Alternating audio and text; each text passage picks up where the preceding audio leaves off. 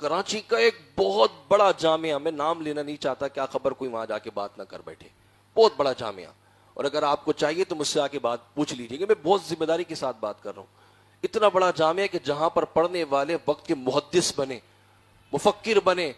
مفتی اعظم پاکستان بنے اپنے وقت کے، اتنا بڑا کراچی کا جامعہ ہے، اتنا بڑا نام ہے، ہو سکتا ہے لوگوں کے ذہن میں بھی آ جائے۔ وہاں پر 32 سال تدریس کرنے والے جو استاد گرامی ہیں، کچھ سال پہلے اپنی بیٹی کی شادی پر قرضہ لیا تھا، قرضہ نہ اتار پائے، سیلانی ویلفیئر سے مزید قرضہ لے کے ان کا قرضہ اتارا، اب سیلانی والوں کا قرضہ اتار رہے ہیں۔ رونے کا مقام ہے نہیں ہے؟ 32 سال سے قال اللہ و قال رسول پڑھانے والا انسان، اس نے اپنی بیٹی کی شادی کی، قرضہ لیا، نہ اتار پایا، وہ عالم دین نہیں اتار پائے، سیلانی والوں سے لیا، اور یہاں آپ ایک نعت خواہ کو بلانے کے لیے 2-2.5 لاکھ روپے اس کی صرف سیٹ پہ لگا دیتے ہو، صرف سیٹ پر 60-70 ہزار کے پھول لگے ہوتے ہیں جو 2 گھنٹے کے بعد سڑک کی زینت بنے ہوتے ہیں، اور 2-2.5 لاکھ روپے اس کو نذرانہ لوٹا دیا۔ پنجاب بلایا ہو، پنجاب سے بلایا ہو تو آنے جانے کا ٹکٹ بھی دے دیا آپ نے۔ اور اس عالم دین کا کیا قصور ہے کہ جو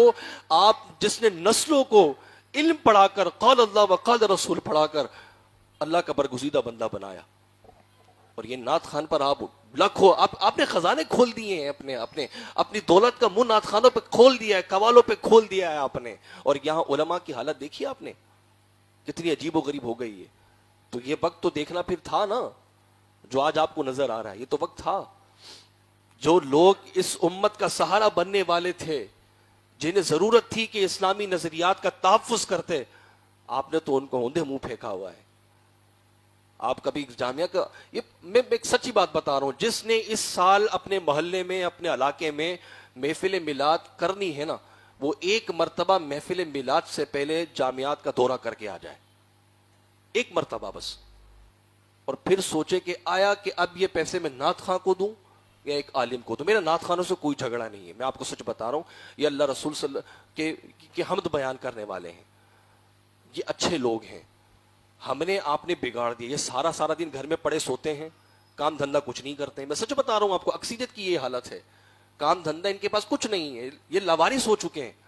کیونکہ ان کو پتا ہے کہ ایک محفل ہمارے پاس آئے گی، 15,000 روپے جھٹکے سے آ جائیں گے، ہمیں کیا کمانے کی ضرورت۔ لیکن اس بیچارے عالم دین سے پوچھے کہ جس نے 32 سال درس نظامی بھی پڑھایا، عالم بھی بنایا، لیکن غیرت اتنی تھی کہ لوگوں کے آگے ہاتھ نہیں پھیلائے، پھر کہتے ہیں کہ مولوی مانگنا شروع کر دیتے، پھر کہتے ہیں کہ مولوی کی نظر جیب پہ رہتی ہے۔ ایسے لوگوں کو شرم نہیں آتی؟ نعت خانوں کو آپ نے پیسے دے دے کے ان کو گھروں میں جو نا آپ نے بیزار بنا دیا ہے، ان کو کام دھندے کی لت نہیں ہوتی، اور جس نے زندگی کی ساری دولت، ساری سرمایہ کتابوں پہ صرف کیا ہو، آپ کی نظروں میں نہیں ہے۔ دیمک کی نظر ہو رہا ہے، مسودے لکھے جا چکے ہیں، کتابیں سائٹوں میں پڑی ہوئی ہیں، کوئی چھاپنے والا نہیں ہے، چھاپنے والا نہیں ہے نا۔ آپ کسی بھی بڑے نعت خواہ کراچی کے، اس کا ایک پیج جو سوشل میڈیا پہ بنا، اس کو لائک کر لیں، ٹھیک ہے؟ لائک کرنے کے بعد آپ دیکھیے گا روزانہ اس کی محفلوں کے نوٹیفیکیشن آپ کو آئے گا، روزانہ، مطلب روزانہ کی بنیاد پر صرف شہر کراچی کے اندر ہی لاکھوں روپیہ محفل نعت کے نام پر جا رہا ہے، اور یہاں کیا ہو رہا ہے کوئی پتہ۔ اور محفل نعت میں آپ بیٹھیں گے، سر دھت کو بیٹھیں گے، لگے گا بھائی بہت اچھی چل رہی ہے اہل سنت، بہت اچھا، اہل سنت اپنے عروج پر ہے، لیکن جب آپ محفل میلاد سے نکلیں گے نا، پھر آپ کو یہ خون میں لیتے ہوئے شہادتیں نظر آئیں گی۔ اگر ان کو ان شہادتوں کی فکر ہوتی نا، تو یہ ساری چمک دھمک نظر نہیں آ رہی ہوتی آج۔ تو ہم نے اور آپ نے اب لگام ڈالنی ہے، ذرا تیار ہو جائیں، خدا را اب ذرا تیار ہو جائیں، کیونکہ جس خطے میں، جس علاقے کے ہم ذمہ دار لوگ ہیں، یہاں یہ لوگ یہیں سے گئے ہیں، اگر یہیں سے انشاءاللہ ان کے خلاف ایک بات اٹھائی جائے اور مثبت طریقے سے اہل سنت کی سوچ کو آگے لیا جائے، میں سمجھتا ہوں کہ شاید جو آج ہم دیکھ رہے ہیں یہ وقت گزر جائے گا۔ یہیں سے اگر چلیں، یہیں سے اگر ہم لے کے چلیں، یہیں سے اگر ایک بنیاد کو دوبارہ اٹھائیں، تو وقت یہ ہے کہ اہل سنت کو اللہ تعالیٰ دوبارہ عروج عطا فرمائے، شاید پھر کوئی شائع و نورانی ہمارے اندر پیدا ہو جائے، کیونکہ اللہ کی رحمت ممکن ہے نا، شاید کہ پھر کوئی شاط راب اللہ قادری جیسا جذبہ کوئی لے کے آ جائے، شاید کہ کوئی پھر ہمارے سامنے آئے عبد الرحمن نیازی جیسا۔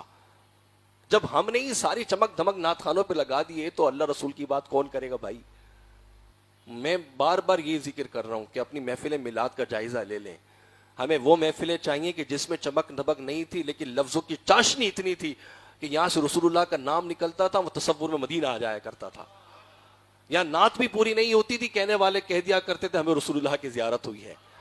ہمیں یہ محفل میلاد چاہیے, ہمیں یہ محفل میلاد نہیں چاہیے جو آج کل ہو رہی ہے کہ ایک عالم دین 365 نعت خواں. یہ کوئی محفل نعت ہے؟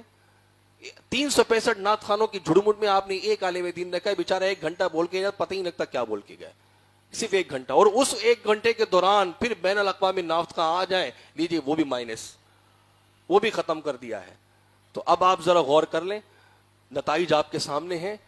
جس کی محفل میلاد میں آپ چمک دھمک دیکھیں نا, تو پھر آپ ذرا تصور بھی کر لیجئے گا کہ اس سے 5 منٹ پہلے آپ نے ایک ناموس رسالت کے مسئلے پر ایک شہید مسلمان کی لاش بھی دیکھی جو خون میں لتڑی ہوئی تھی,